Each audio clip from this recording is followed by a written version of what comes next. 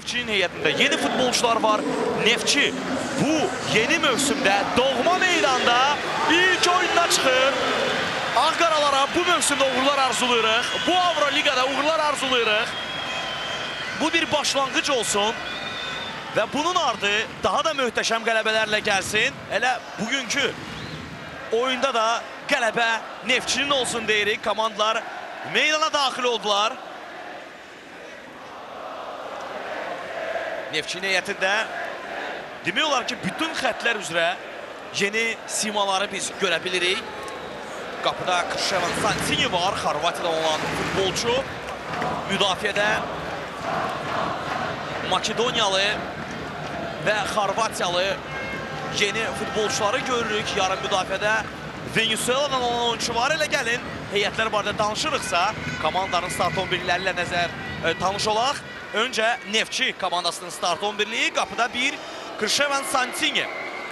Müdafiə xətti 3 Jairo Rodriguez, 22 Vanchi Shikov, 30 Dario Menyak, 27 Məqsəd İsayev. Yarın müdafiəçilər 80 Edson Castillo, 13 Murad Ağayev, 17 Rəhman Hacıyev. Hücumçular 7 Araz Abdullayev komandanın kapitanı, 8 Şən Abdullayev və 11 Ruslan Qurbanov komandanın baş məşqçisi Vəli Qasımovdur. Qonaq Balzan komandasının start 11'liyi ilə artıq yanıma gələn Pərviz Musayev bizim tanışları tanış etsin. Hoş gördük Pərviz. Hoş gördük Şəmsədli və tamaşaçılar. Qonaq Balzan komandasının heyəti qapıda 1 nömrəli oyuncu Christian Kassardı, 4 Jasin Lioli, 8 Paul Feneç, 9 Bors Manevski, 10 Daylan Grima, 11 Steve Bezina, 17 Alfred Efyong, 18 Anderson Francisco Debaros, 23 Elkin Serrano, 50 Bruno de Oliveira və 86 nömrəli oyuncu Boyan Kalyeviç komandanın baş məşqçisi. Maraqçını onu qeyd edim. İlk oyunda rəqib komandanın Balzanın qapısına yol tapan oyunculardır. Hesabı Rəhman Hacıyev açmışdı cərmə zərbəsindən vurulan gözəl bir qolla və ikinci qolu isə penaltidən Ruslan Qurbanov rəqib qapısından keçirdi. Hörmətli tamaşaçılar. Çalışmışıq ki, daha yaşlı futbolçularımız gəlir. Belə futbolçuları, bəli, gənc futbolçuları Azərbaycan cümlədən cəlb etmək çox çətindir. İndi Balzan mən deyərim ki, bəxtimiz ardasa gətirdi. Gətirdi, bəli, top müdafiəçiyə də dəyərdi. Və ən əsası çərçivəyə getsəydi, təbii ki, bir daha izləyirik. Zərbəni vuran futbolçu Maltanın 9 nömrəli oyuncusu Borce Manevskidir. Kün zərbəsini indi yerinə yetirəcəklər qonaqlar. Şkenga komandasında, hansı ki, Şkenga ilk oyunda evdə Polşanın Krakovya. Aman. Qapçı Malta komandasının qalkiperi səhvə yol verdi. Qeyd elədik ki, gənclər, gənc futbolçular üçün bu əlavə bir stres ola bilər. Burada Ruslan Qurbanov heyif ki, topa istədiyi kimi toxuna bilmədi. Amma bu hesab bizi qane edir. Çünki bir daha xatladaq ki, birinci oyunda Rəhman Hacıyev və Ruslan Qurbanovun vurduğu qollarla 2-0 hesablı qələbə qazandı. İndi Araz Abdullayev 3-cü qolumuzu vura bilərdi bu qarşıdurmada. Amma top az açıq qapıdan aralı keçir. Burada fikir verək, hiss olunur ki, artıq Araz zərbə endirəcək və zərbəsi yaxşı alındı. Azacıq dəqiqlik çatmadı. Qapçı yetişə bilərdi, bilməzdi. Yəni, bu başqa söhbətin mövzusu. Yəni, top çərçivə getsəydi, amma... Və təbii ki, bu böyük ehtimalla legioner futbolçu olacaq. İndi Balzan hücumdadır, cərmə meydançasında top ötürülür. Qapıya daha bir zərbə. Bu cür epizodlarda təbii ki, baxın, və fikir verin, 2 futbolçu yan-yanaydı. Rəqibin 2 futbolçusu yan-yanaydı. Vurmağa çalışır. Neftçi mümkün qədər tempo aşağı salmalıdır və indi hazırda cərmə meydançası ilə bir ötürmə. Ruslan Qurbanov topa yetişə bilmədi. Müxtəlif vaxtlarda Edson Castillo. Yeri gəlmişkən Venezuela mətbuatında da onun Azərbaycana keçidi kifayət qədər müzakirə olundu. Qapıya zərbə indirilir, təhlükəli bir zərbə idi. Sanki qapçımız Krişevan Santini bu topu zərbə anında görmürdü. Yeri gəlmişkən Şəmsəddin Balzanın çərçivəyə getməyən, amma təhlükəli olan 3-cü zərbəsidir. Onu da qeyd edim ki, Maltada vurulan hər iki gol standart vəziyyətdən sonra vurulur. Və sanki bunu istədik. Neftçi bu oyunda hesabı açır 20-ci dəqiqədə. 2 golda cərmə zərbəsindən sonra gəlir. Ötürməni Rəhman Hacıyev edir. Qolu isə Jairo Rodriguez vurur. Bir daha izləyək. Neftçi getdikcə standartlaşır, yəni belə deyək. Hər 3 qol Avroliqada üçün standart vəziyyətdən vurulub. Çox ləng, irəliyə ötürmə, Ruslan Qurbanov istiqamətində Ruslan Qurbanov topu Araz Abdullayevə buraxır, Araz Abdullayev isə çox səliqəsiz oynadı burada. Daha yumuşaq bir şəkildə topu Ruslan Qurbanovun qarşısına atmaq olardı. Melnik var yanında, top istəyirdi, amma Rəhman Hacıyev ayaq saxladı, döndü və Məqsəd İsayevlə oynadı. Xeyr, bu Eşan Abdullayevdir. Abdullayev irəliləyir, alacaq hərəkətlər cərimə meydançasına daxil olur, sürət yığır, alacaq hərəkət, əhsən Eşan Abdullayevin zərbəsi və inanılmaz bir imkanı dəyərləndirə bilmədi burada Eşan Abdullayev. Bax, bu cür diqqəti özünə cəlb etdi. Buna qədər sanki oyunu üzərinə götürməkdən çəkinirdi, amma düşünürəm ki, əgər alınırsa, bunu təkrarlamalıdır Eşan Abdullayev. Yəni bir dəfələrlə görmüşük, bir növ komanda üçün əlamətlər olan illərdə bir növ psixologiyaya qarşı qoyulan hədəflə bir fərqli olur. Qonaqların hücumu, ötürmə qapı qarşısında Santini topu götürdü. Əla, Əhsən Santiniyə çıxışda yaxşı oynadı. Kifayət qədər aşağı göstəricidir. Kanalis də artıq özünə yeni iş yer tapıb. Bu barədə bir qədər sonra Neftçi hücumdadır. Qapıya zərbə gəlmədi. Təəssüf, çox təəssüf qeyd olundu və yerli bu komandanın azarkeşləri necə sevinclə bu xəbəri alqışlayırlar. Bəli, növbəti mövsümdə olduqca gərgin və maraqlı oyunlarla diqqət çəkəcək. İndi isə bütün diqqətlər Neftçi komandasının bu hücumdadır. Neftçinin hücumu Ruslan Qurbanov ən çətinini etdi burada. Topu qapıya göndərməməkdən daha asan idi, amma Ruslan Qurbanov məhz bu zor işin öhdəsindən gəldi bu dəfə. Ötürmə də Arazın ötürməsi çox gözəl alınmışdı, amma Ruslan Qurbanov müdafiənin mərkəzində bir səhv var idi, mövqe səhvi var idi rəqib komandada. Amma Ruslan Qurbanov əlverişli vəziyyətdə topu qapıya göndərə bilmədi. Nə edir burada Araz? Top özünə iləri buraxdı. Arxayınçılıqdır.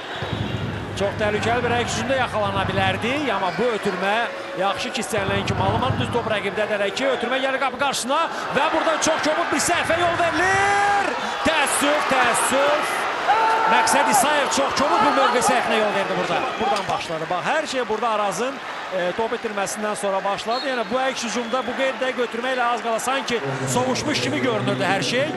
Və budur, bax burada bəstəboy Məqsəd İsayev. Yəni onun boyu o qədər də yüksək, uca boylu deyil. Hər halda, yəni onun topun qarşısına ala bilməməsi yekunda rəqib oyunçunun hesabı bərabərləşdirməsi nəticələndi. Mənə indi Pərviz biraz narahat edən odur ki, bu buraxılan topdan sonra Neftçi dərhal hücuma atıldı, amma bunu etməyə tələsməyir. Rəqib hücuma indi atılmalıdır. Biz bir qədər sərbəst, rahat olmalıyıq. Və zərbə anını gözləyək.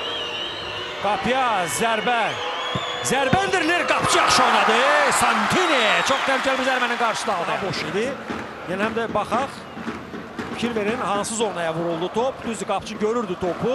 Nə qədər danışsaq da az əvvəlcə indi bu hücumu izləyək. Bir fikir səsləndirəcəm. Zərbə, Santini, amma penalti var. Penalti var. Penalti, 50 oyun var idi. Penalti.